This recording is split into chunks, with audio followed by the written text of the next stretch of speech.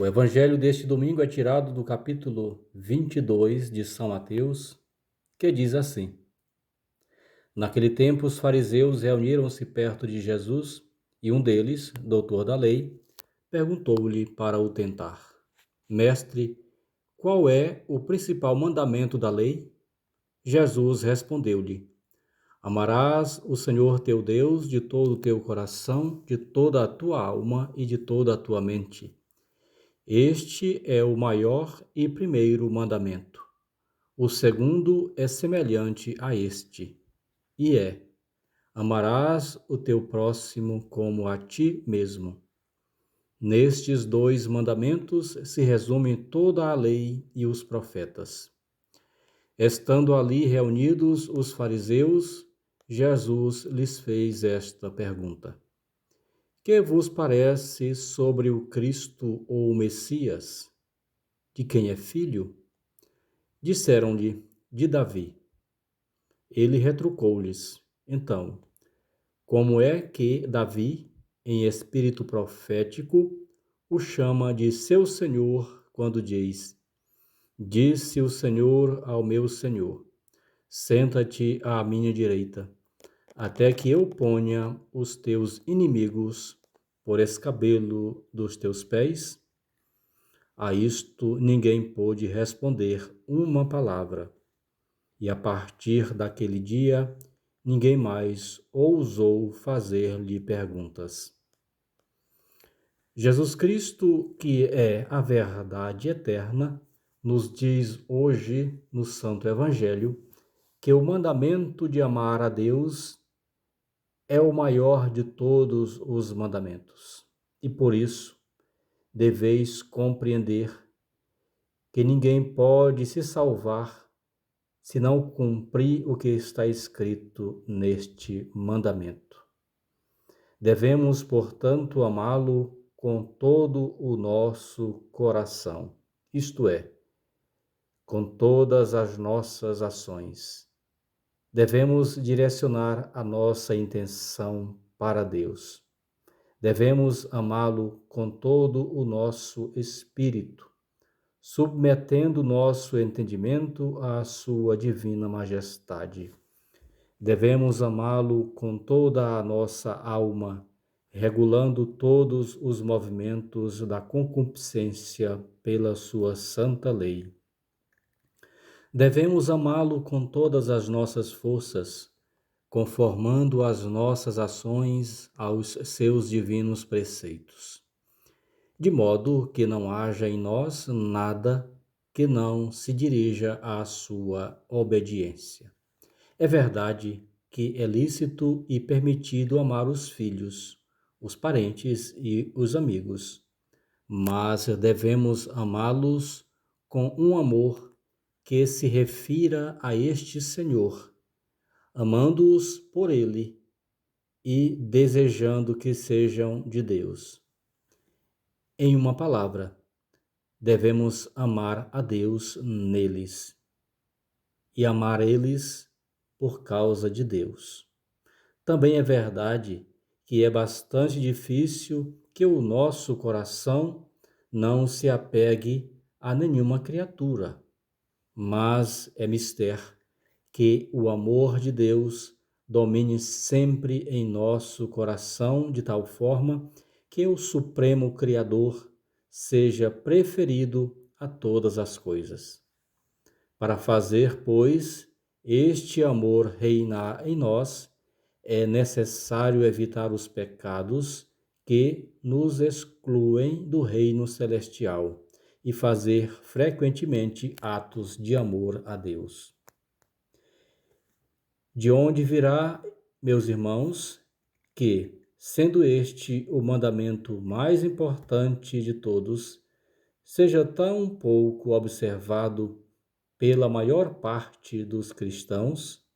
Sem dúvida, isto procede do fato de se depositar demasiada afeição nos bens da terra, de que não se ama senão o dinheiro ou todos os meios que podem proporcioná-lo. Isto é o que se chama avareza, a qual é uma paixão desordenada por dinheiro e bens deste mundo. É sobre o pecado da avareza que, como sabeis, é um dos 7 pecados capitais que vos falarei neste dia. A cobiça ou o amor desordenado ao dinheiro é a raiz de todos os males, diz o apóstolo São Paulo. Este amor ao dinheiro é o que chamamos avareza. Sabei, pois, que não há vício sobre o qual se padeça mais ilusão do que este. O avarento crê que não está possuído por ele, ao mesmo tempo em que é seu escravo miserável. Que estado deplorável é o seu! Tem a alma tão apegada e tão apaixonada pelas coisas da terra que os santos doutores o comparam à toupeira, a qual está toda rodeada de terra, mas não sente senão terra, não toca senão terra, não gosta senão de terra, e só abre os olhos na hora da morte. Imagem expressiva da alma do avarento, que inteiramente entregue à terra, não pensa senão na terra, não fala senão da terra, não tem afeição, conversação ou ocupação senão pela terra, e o que ainda mais é deplorável, não vê a sua miséria, não conhece o seu mal, nem adverte o seu pecado. Quando um blasfemo, um maldizente ou outro pecador semelhante vem se confessar, a primeira coisa que faz é confessar a sua fraqueza, o seu pecado. Mas de 100 avarentos que se confessam, mal se encontram 2 ou 3 que se acusem do pecado da avareza. Quando se prega contra os juradores, contra os impúdicos, contra os vingativos, todos os que estão tocados por estes vícios dizem em seu íntimo: estas repreensões se dirigem a mim. Mas quando se prega contra a avareza, ninguém diz: é para mim que se está falando. Esta paixão se esconde sob a máscara da prudência, da previsão, da necessidade, da obrigação para com sua família e sua posteridade. O avarento diz: eu tenho grandes negócios, filhos para quem prover alimento e vestuário, pois ser previdente e olhar para o futuro não é proibido. E se alguma vez ele percebe que tem apego aos bens da terra, não crê que nisto haja um mal tão grande. Ele se lisonjeia e diz em seu íntimo: eu não roubo, não faço mal a ninguém. Mas não considera que nosso Salvador disse que dificilmente entrarão no reino de Deus os que têm dinheiro. Ele não diz os que roubam, mas os que têm dinheiro e depositam nele toda a sua confiança. Eles não consideram que o Espírito Santo diz que não há coisa tão iníqua como amar o dinheiro, que São Paulo distingue a avareza do roubo, pois não diz somente que os ladrões, mas também os avarentos, jamais possuirão o reino de Deus. O mesmo apóstolo assegura que a raiz de todos os males é o amor ao dinheiro, porque a avareza alimenta e entretém todos os outros vícios, fomentando a indolência e a preguiça no serviço de Deus. Avarentos, vós raramente orais a Deus, nem pela manhã, nem pela noite, E se por acaso o fazeis, é sempre com pressa, ligeiramente e com a imaginação distraída. Quase nunca assisteis às palestras e aos sermões. Só vos achegais aos sacramentos uma vez por ano, e Deus sabe como o fazeis. Não cuidais de criar vossos filhos na devoção, porque estáis sempre metidos no barulho dos vossos negócios. Este vício, além disso, alimenta o orgulho e a vaidade.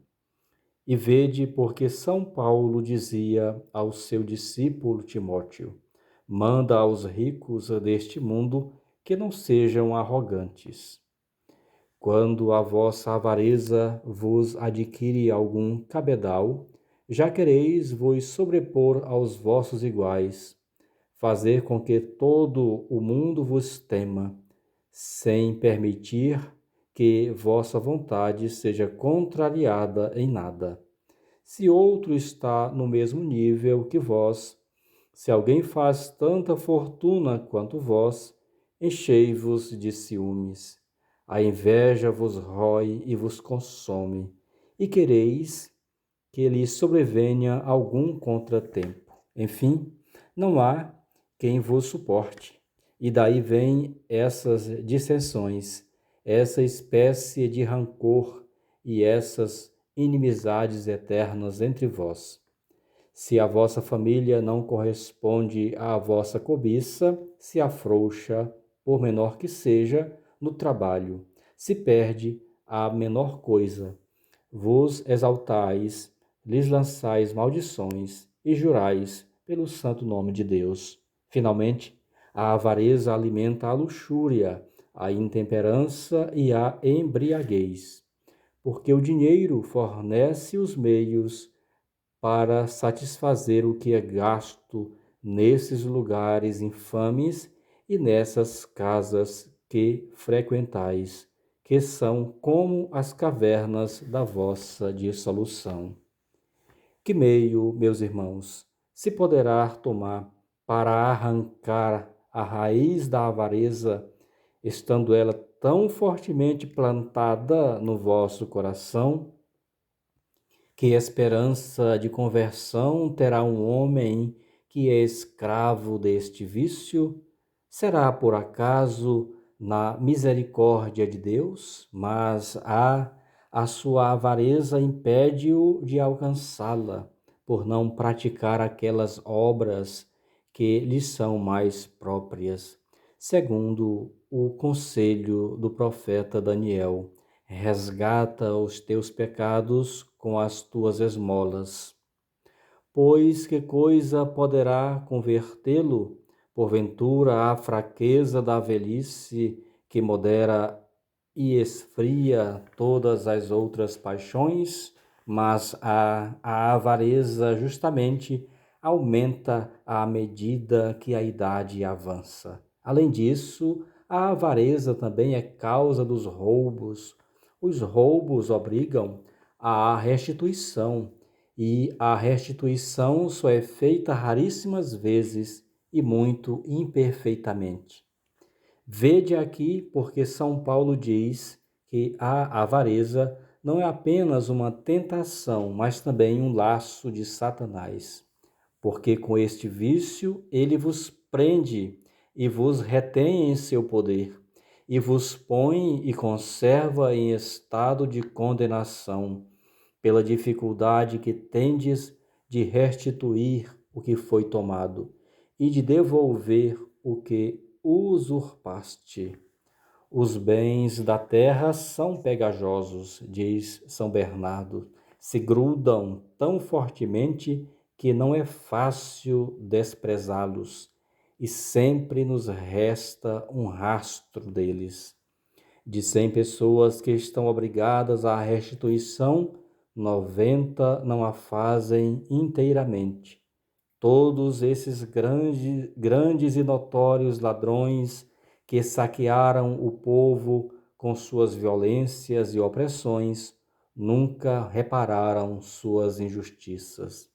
Estão tão possuídos pela paixão da avareza ou do amor ao dinheiro, que têm vergonha de voltar ao seu estado primitivo, de diminuir os gastos de sua casa e de rebaixar o luxo de sua comida e vestuário. Ai daquele, diz um profeta, que amontoa bens por meio de uma avareza viciosa, para pôr o seu ninho no alto. Os alicerces de sua casa são o sangue dos pobres. As paredes e todas as pedras dela gritarão contra ele, e todos os pesos duros, mal adquiridos que há em seus cofres são tantas vozes que pedem vingança e justiça contra eles. E estes avarentos crerão que alcançarão o perdão dos seus pecados sem restituir os bens tão injustamente adquiridos. Mas eu diria a todos estes avarentos: onde estão as promessas que fizestes a Deus de perder tudo antes de ofendê-lo? Onde estão as declarações que fizestes de amá-lo sobre todas as coisas? Quando continuais tão apaixonados pelo dinheiro que o fazeis vosso Deus? Para quem guardais esse dinheiro? Para uns filhos que ainda não nasceram e que talvez jamais estejam em condições de usá-lo santa e cristamente? Ou para uns filhos ou uns sobrinhos ingratos que não vos agradecerão, que se esquecerão de vós muito depressa, que gastarão com profusão o que vós conseguistes com tanta ânsia e que poupastes com tanto esforço e diligência. Pensai bem, meus irmãos, pensai na salvação da vossa alma e dizei a vós mesmos: estes bens são perecíveis, minha alma é imortal. Estes bens ficarão aqui embaixo, minha alma irá para o outro mundo. Estes bens são para os meus herdeiros, a minha alma é só para mim. Estes bens, por maiores que sejam, não são verdadeiros, pois não tornam melhores tantos maus que os possuem. Por grande que seja a sua quantidade, nunca se satisfaz o coração daqueles que os desfrutam. Um dia eu os terei de deixar contra a minha vontade e sem nenhum merecimento. É melhor que eu os deixe voluntariamente e os empregue em boas obras. Fazei, suplico-vos, como Zaqueu, de quem São Lucas nos fala em seu Evangelho, o qual dizia: eis aqui, Senhor, que dou metade dos meus bens aos pobres, e se defraudei alguém, restituo 4 vezes mais, para ressarcir o dano que pude causar-lhe. E porque posso ter causado prejuízo a muitas pessoas que já não existem, dou metade dos meus bens aos pobres. Se imitardes a conduta de Zaqueu, mas não de má vontade, e sim com uma sincera vontade e com alegria, dir-se-á da vossa alma e da vossa família o que Jesus Cristo disse de Zaqueu: a bênção de Deus entrou hoje nesta casa. É o que vos desejo. Em nome do Padre, e do Filho, e do Espírito Santo. Amém.